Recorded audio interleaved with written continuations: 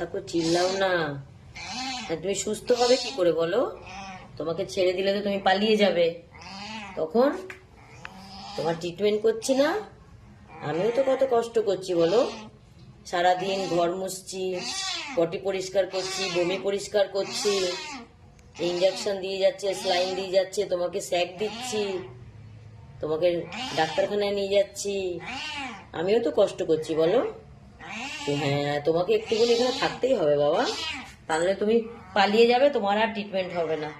হ্যাঁ, আমার ছোটু পাগলা বলে বাবা, ঠাকুর আমার ছোটুটাকে ভালো করে দাও, ভালো করে দাও। আমার তো একটাই ছোটু ছিল, তারও শরীর খারাপ দিয়ে দিচ্ছ।